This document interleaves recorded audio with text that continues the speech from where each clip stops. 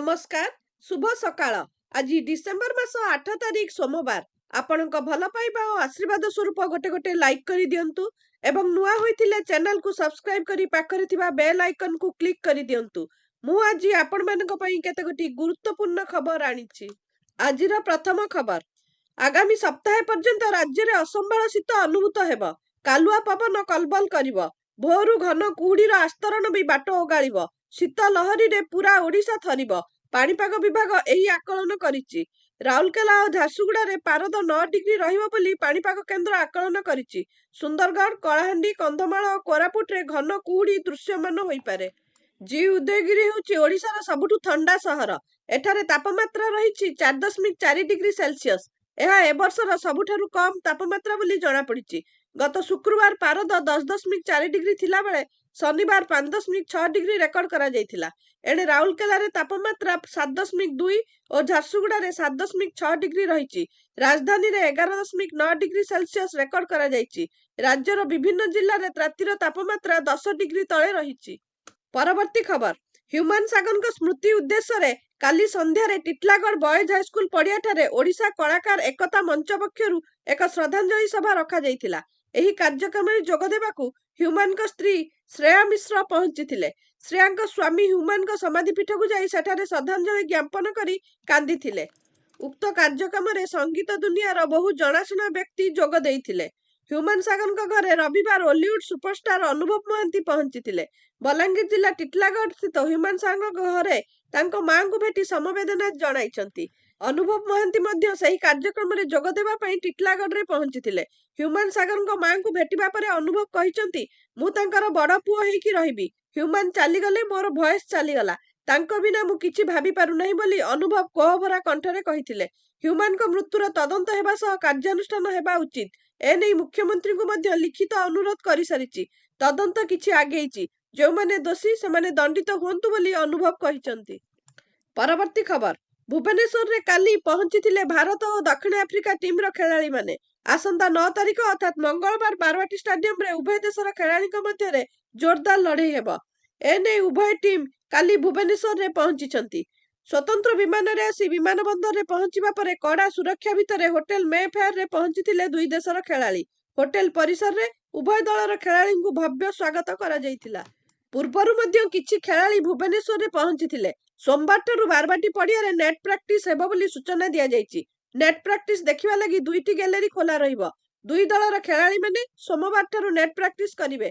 परवर्ती खबर, कटक बारवाटी टी20 मैच पई मोट 6टी स्थान रे पार्किंग व्यवस्था करा जायछि। साधारण दर्शकों पई तळ बालीजात्रा पड़िया, वीआईपी को पई ऊपर बालीजात्रा पड़िया, ओसीए सदस्य को पई क्रिकेट एकेडमी पड़िया, टीवी सदस्य और पासधारी को पई अश्वद्वार सामना 3 कोणिया स्थान, पासधारी वीआईपी को पई ओसीए क्लब और जावियर स्कूल।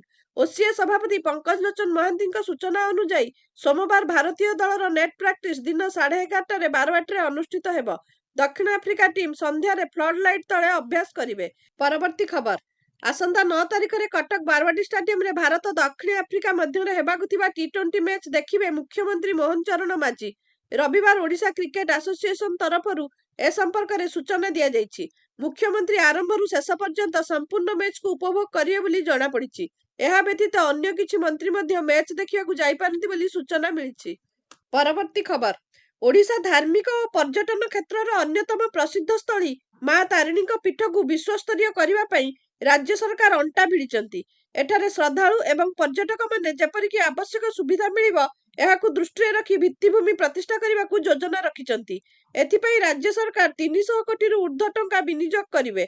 सेतिरे यात्री सुविधा केंद्र, रास्ता और जोगाजोग, पुष्करणी समूहर विकास, सुदृश्य व्याख्यान केंद्र, यात्री निवास, वर्ज्यवस्तु परिचालन व्यवस्था, मंदिर आभ्यंतरीण और मंदिर को संजोग करुवा रास्तार विकास करने को लक्ष्य रखिचंती। एथि सहित 216 शज्या विशिष्ट यात्री निवास, 500 लोकों एका संगे प्रसाद सेवन व्यवस्था, नड़िया गोदाम सहित मां तारिणी मंदिर संबंधित व्याख्यान केंद्र पई अत्याधुनिक व्यवस्था हेबो। एही अत्याधुनिक व्यवस्था करिबा पई मुख्यमंत्री मोहन चरण माझी काली मां तारिणी गस्त करिथिले। एही अवसर रे से मां तारिणी को पूजार्चना मध्य करिथिले। परवर्ती खबर, ସୁନ୍ଦରଗଡ଼ ଜିଲ୍ଲା ରାଜଗାଙ୍ଗପୁର ଥାନା ଲାଞ୍ଜିବେର୍ଣ୍ଣା ଅଞ୍ଚଳରେ କଲେଜ ଛାତ୍ରୀ ଦେହରେ ନିଆଁ ଲଗାଇ ଜୀବନ ହାରିବାକୁ ଚେଷ୍ଟା କରିଥିଲେ। ଆଇଜିଏଚ୍ ମେଡିକାଲ ଯାଇ ପୀଡ଼ିତାଙ୍କୁ ଭେଟିଛନ୍ତି ସ୍ୱାସ୍ଥ୍ୟମନ୍ତ୍ରୀ ମୁକେଶ ମହାଲିକ। ପୀଡ଼ିତାଙ୍କ ପରିବାରର ସଦସ୍ୟଙ୍କୁ ମଧ୍ୟ ଭେଟିଛନ୍ତି ଏବଂ କହିଛନ୍ତି ପୀଡ଼ିତାଙ୍କ ଅବସ୍ଥା ଗୁରୁତର ରହିଛି। ଆବଶ୍ୟକ ପଡ଼ିଲେ ଏୟାରଲିଫ୍ଟ କରାଯିବ। ଭୁବନେଶ୍ୱର ଏମ୍ସ କିମ୍ବା ଦିଲ୍ଲୀ ଏୟାରଲିଫ୍ଟ କରାଯାଇପାରେ। ପରବର୍ତ୍ତୀ ଖବର, ଭୁବନେଶ୍ୱରରେ ଆଉ 2 ନୂଆ ତହସିଲ ଅଫିସ ପ୍ରସ୍ତୁତ ହେବାକୁ ଯାଉଛି।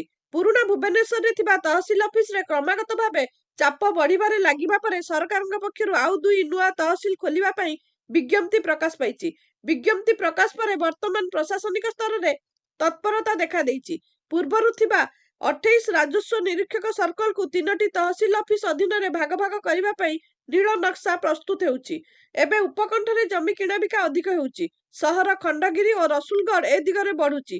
ତେଣୁ ଏହି ଅଞ୍ଚଳରେ ରହୁଥିବା ବାସିନ୍ଦାଙ୍କର ଜମି କିଣାବିକା, ମାଲିକାନା ହସ୍ତାନ୍ତର, ପଟ୍ଟା ପ୍ରସ୍ତୁତି, ଜାତିଗତ ଓ ଅନ୍ୟାନ୍ୟ ପ୍ରମାଣପତ୍ର ସମସ୍ୟା ହେଲେ କଳ୍ପନାସ୍ଥିତ କାର୍ଯ୍ୟାଳୟକୁ ଦୌଡ଼ିବାକୁ ହେଉଛି। ସେଥିପାଇଁ ନୂଆ ତହସିଲ ଗୋଟିଏ ରସୁଲଗଡ଼ ଓ ଗୋଟିଏ ଖଣ୍ଡଗିରିରେ ଖୋଲିବାକୁ ନିଷ୍ପତ୍ତି ହୋଇଛି। ଭୁବନେଶ୍ୱର ତହସିଲ ଅଧୀନରେ ସୁନ୍ଦରପଦା, ଭୁବନେଶ୍ୱର, ଇତିପୁର, ଧଉଳି ଓ ଶିଶୁପାଳଗଡ଼ ଭଳି 9ଟି ଆର୍ଆଇ ସର୍କଲ ରହିବାକୁ ଯୋଜନା ହୋଇଛି। ସେହିଭଳି ନୂଆ ଖୋଲା ହେବାକୁ ଥିବା ରସୁଲଗଡ଼ ଅଞ୍ଚଳରେ ଗାଡ଼କଣ, ବାସୁଆଘାଇ, ଲକ୍ଷ୍ମୀସାଗର, ଗଡ଼ ଗୋବିନ୍ଦ ପ୍ରସାଦ, ପାଣ୍ଡରାକୁ ମିଶାଇ 9ଟି ଆର୍ଆଇ ସର୍କଲ ରହିବ। ଖଣ୍ଡଗିରିରେ ହେବାକୁ ଥିବା ଆର୍ଆଇ ସର୍କଲରେ ପାଇକରାପୁର, ପାତ୍ରପଡ଼ା, ଜାଗମରା, ତମାଣ୍ଡ, ଘାଟିକିଆ ସମେତ 10ଟି ସର୍କଲ ରହିବ। ଏହା ସରକାରୀ ଅନୁମୋଦନ ପାଇବା ପରେ ନୂଆ ତହସିଲ ଅଞ୍ଚଳକୁ ନେଇ ବିଧିବଦ୍ଧ ବିଜ୍ଞପ୍ତି ପ୍ରକାଶ ପାଇବ। ପରବର୍ତ୍ତୀ ଖବର, ରାଜ୍ୟରେ ଆଉ ଖୋଲିବନି ନୂଆ ମଦ ଦୋକାନ। ରାଜ୍ୟରେ ଆଉ ଅଫ୍ ଏବଂ ସିଏଲ୍ ମଦ ଦୋକାନ ଖୋଲିବାକୁ ଅନୁମତି ମିଳିବ ନାହିଁ। ବିଧାନସଭାରେ ଏନେଇ ଉତ୍ତର ରଖିଲେ ଅବକାରୀ ମନ୍ତ୍ରୀ ପୃଥ୍ୱୀରାଜ ହରିଚନ୍ଦନ। ବିଭିନ୍ନ କାରଣରୁ ରାଜ୍ୟରେ ଅନେକ ମଦ ଦୋକାନକୁ ବନ୍ଦ କରାଯାଇଛି। ହରିଚନ୍ଦନ ବ୍ୟାଖ୍ୟା କରି କହିଛନ୍ତି ଯେ ଜନସାଧାରଣଙ୍କର ବିରୋଧ, ଚାଲିଥିବା କୋର୍ଟ ମାମଲା, ବେଆଇନ ବ୍ୟବସାୟରେ ଲାଇସେନ୍ସଧାରୀଙ୍କ ସମ୍ପୃକ୍ତି ଏବଂ ମନମୁଖୀ ସମେତ ବିଭିନ୍ନ କାରଣରୁ ଅନେକ ମଦ ଦୋକାନ ଏବଂ ବାର୍ ପୂର୍ବରୁ ବନ୍ଦ ହୋଇସାରିଛି। ଏହି ମଦ ଦୋକାନ ବନ୍ଦ କରିବା ଅବକାରୀ କାର୍ଯ୍ୟରେ ଉତ୍ତରଦାୟିତ୍ୱ ଏବଂ ସ୍ୱଚ୍ଛତା ସୁନିଶ୍ଚିତ କରିବା ପାଇଁ ଏକ ପ୍ରମୁଖ ପ୍ରୟାସକୁ ପ୍ରତିଫଳିତ କରେ। ପରବର୍ତ୍ତୀ ଖବର, ରେଶମ ଶିଳ୍ପକୁ ଅଧିକ ସଶକ୍ତ ଏବଂ ସମ୍ପ୍ରସାରିତ କରିବା ଲାଗି ରାଜ୍ୟ ସରକାର ସ୍ଥିର କରି ମୁଖ୍ୟମନ୍ତ୍ରୀ ରେଶମ ବିକାଶ ଯୋଜନା ଆରମ୍ଭ କରିବାକୁ ନିଷ୍ପତ୍ତି ନେଇଛନ୍ତି। ଏହି ଯୋଜନା ଜରିଆରେ ରେଶମ କୀଟର ବିହନ ପ୍ରସ୍ତୁତି, ରେଶମ ପ୍ରଜାତିର ସଂରକ୍ଷଣ ସହ ନୈତିକତା ଉପାୟରେ କରୁଣା ରେଶମର ଉତ୍ପାଦନ କରିବା ଉପରେ ବିଶେଷ ଧ୍ୟାନ ଦିଆଯିବ। ରେଶମ ଚାଷୀମାନଙ୍କୁ ଆବଶ୍ୟକ ପ୍ରୋତ୍ସାହନ, କାର୍ଯ୍ୟକାରୀ ମୂଳଧନ ସହାୟତା ପ୍ରଦାନ ଏବଂ ସମବାୟ ସମିତି ଜରିଆରେ ରେଶମ ଉତ୍ପାଦନର ବଜାରୀକରଣ କରି ସେମାନଙ୍କୁ ଉଚିତ ମୂଲ୍ୟ ଯୋଗାଇ ଦେବା ଲାଗି ଠିକ୍ ବାତାବରଣ ସୃଷ୍ଟି କରିବା ସହ ଅଭାବୀ ବିକ୍ରିରୁ ଚାଷୀଙ୍କୁ ସୁରକ୍ଷା ପ୍ରଦାନ କରିବାରେ ସହାୟକ ହୋଇପାରିବ। ଏହି ଯୋଜନା ମାଧ୍ୟମରେ ଆସନ୍ତା 5 ବର୍ଷରେ ସମୁଦାୟ 274 କୋଟି ଟଙ୍କା ବ୍ୟୟ ଅଟକଳ ଧାର୍ଯ୍ୟ କରାଯାଇଛି। ଏହି ଯୋଜନାକୁ ଶୁକ୍ରବାର ମୁଖ୍ୟମନ୍ତ୍ରୀ ମୋହନ ଚରଣ ମାଝୀଙ୍କ ଅଧ୍ୟକ୍ଷତାରେ ଲୋକସେବା ଭବନର 3ୟ ମହଲାଠାରେ ଅନୁଷ୍ଠିତ କ୍ୟାବିନେଟ ବୈଠକରେ ମଞ୍ଜୁରୀ ମିଳିଛି। ପରବର୍ତ୍ତୀ ଖବର, ଏସ୍ଆଇ ପରୀକ୍ଷା କେଲେଙ୍କାରୀ ମାମଲାରେ ସିବିଆଇ ଛାନଭିନ୍ ଜାରି ରଖିଛି। ଆଉ 3 ଜଣଙ୍କୁ ଅଟକ ରଖି ପଚରାଉଚରା କରୁଛି ସିବିଆଇ। ବିରଞ୍ଚିର ସହଯୋଗୀ ନିମାଇ ସାହୁ ଓ ଏସ୍ଏସ୍ବି ଯବାନ ଅର୍ଜୁନ ନାୟକଙ୍କୁ ହେପାଜତକୁ ନେଇଛି ସିବିଆଇ। ଏହି 2 ଜଣଙ୍କ ସହ ମାମଲାରେ ସମ୍ପୃକ୍ତ ଆଉ ଜଣଙ୍କୁ ଅଟକ ରଖି ପଚରାଉଚରା କରାଯାଉଛି। ଅଭିଯୁକ୍ତ ବିରଞ୍ଚି ସହ ସାମ୍ନାସାମ୍ନି ଜେରା କରାଯାଉଛି। ଏସବୁ ଭିତରେ ଆଉ ଏକ ନୂଆ ନାଁ ସାମ୍ନାକୁ ଆସିଛି। ବିଶ୍ୱସ୍ତ ସୂତ୍ରରୁ ମିଳିଥିବା ଖବର ଅନୁସାରେ ଧର୍ମେନ୍ଦ୍ର ମିଡିଲ ମ୍ୟାନ୍ ବୋଲି କହିଛି ଅଭିଯୁକ୍ତ ବିରଞ୍ଚି। ତେଣୁ ପ୍ରଶ୍ନ ଉଠୁଛି, କିଏ ସେହି ଧର୍ମେନ୍ଦ୍ର? ସିବିଆଇ ରିମାଣ୍ଡରେ ଥିବା ଅଭିଯୁକ୍ତ ବିରଞ୍ଚି ନାରାୟଣ ନାୟକ ଖୋଲୁଛି ଏସ୍ଆଇ କେଲେଙ୍କାରୀର ଗୁମର। ଜେରା ବେଳେ ଧର୍ମେନ୍ଦ୍ର ନାମକ ଜଣେ ବ୍ୟକ୍ତି ବାବଦରେ ସୂଚନା ଦେଇଛି ବିରଞ୍ଚି। ଧର୍ମେନ୍ଦ୍ର ସାଜିଥିଲା ମିଡିଲ ମ୍ୟାନ୍ ଓ ଦୀଘା ମଡ୍ୟୁଲ ପାଇଁ ପରୀକ୍ଷାର୍ଥୀଙ୍କ ଠାରୁ ଟଙ୍କା କାରବାର ମାଧ୍ୟମ ସାଜିଥିଲା। 3 ଜଣଙ୍କୁ ଅଟକ ରଖି ଗତକାଲି ଠାରୁ ପଚରାଉଚରା ବେଳେ ସିବିଆଇ ଅନେକ ଗୁଡ଼ିଏ ତଥ୍ୟ ହାସଲ କରିଥିବାର କୁହାଯାଉଛି। ପରବର୍ତ୍ତୀ ଖବର, ଆବେଗ, ଅସହାୟତା, ଆଖିରେ ଆଖିଏ ଅପେକ୍ଷା ନେଇ ମଣିଷ ହାଟରେ ମନ ମାରି ବସିଛି ମଣିଷ। କୋଳରେ ଛୁଆ, କାନ୍ଧରେ ପରିବାରର ବୋଝ ନେଇ ବିକ୍ରି ହେବାକୁ ବି ପ୍ରସ୍ତୁତ। କାରଣ ଏମାନେ ଆଦିମ ଜନଜାତି ଡଙ୍ଗରିଆ କନ୍ଧ। ଦୁଃଖ ଦୁଇଗୁଣା ହୋଇଗଲା ପରେ ଏମାନେ ଦାଦନ ଖଟିବାକୁ ବାହାରି ପଡ଼ିଛନ୍ତି। ପୁରୁଷ ଧରି ଏମାନେ ପାହାଡ଼ର ପାଦଦେଶରେ ରହୁଥିବାରୁ ଏଠି ସରକାରୀ ଯୋଜନା ଅପହଞ୍ଚ। କେବଳ ପିଡିଏସ୍ ଚାଉଳ ଓ ହାତଗଣତି ହିତାଧିକାରୀଙ୍କ ଭତ୍ତା ପାଉଥିଲା ବେଳେ ଶିକ୍ଷା, ସ୍ୱାସ୍ଥ୍ୟ ଓ ଯାତାୟାତ ଏମାନଙ୍କର ଜୀବନ ଜୀବିକାରେ ସତେ ଯେମିତି ଯବନିକା ଟାଣିଛି। ଏମାନଙ୍କର ପିଲାମାନେ ଡଙ୍ଗରିଆ ସମ୍ପ୍ରଦାୟର 2 ଅକ୍ଷର ପଢ଼ିବାରୁ ବି ବଞ୍ଚିତ।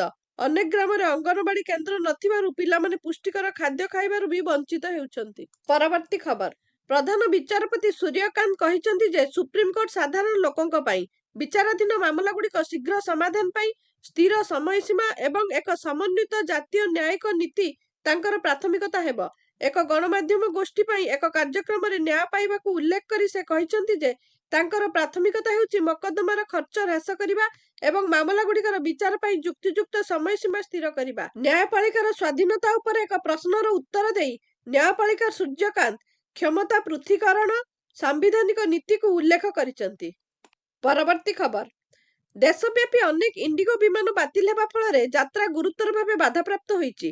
ଏହାର ଜବାବରେ ଏୟାର ଇଣ୍ଡିଆ ଏବଂ ଏୟାର ଇଣ୍ଡିଆ ଏକ୍ସପ୍ରେସ୍ ଫସି ରହିଥିବା ଯାତ୍ରୀମାନଙ୍କୁ ସାହାଯ୍ୟ କରିବା ପାଇଁ ଅନେକ ଗୁରୁତ୍ୱପୂର୍ଣ୍ଣ ପଦକ୍ଷେପ ଘୋଷଣା କରିଛନ୍ତି। ଏୟାରଲାଇନ୍ସ ଗୁଡ଼ିକ କହିଛନ୍ତି ଯେ ସେମାନଙ୍କର ଲକ୍ଷ୍ୟ ହେଉଛି ଯାତ୍ରୀମାନଙ୍କୁ ସେମାନଙ୍କ ଗନ୍ତବ୍ୟସ୍ଥଳରେ ପହଞ୍ଚିବା ଏବଂ ହଠାତ୍ ଭଡ଼ା ବୃଦ୍ଧିର ବୋଝକୁ କମ୍ କରିବା। ଭିଡିଓଟିକୁ ସମ୍ପୂର୍ଣ୍ଣ ଦେଖିଥିବାରୁ ଆପଣଙ୍କୁ ବହୁତ ବହୁତ ଧନ୍ୟବାଦ। ଆଜି ପାଇଁ ଖବର ଏତିକି। ନମସ୍କାର।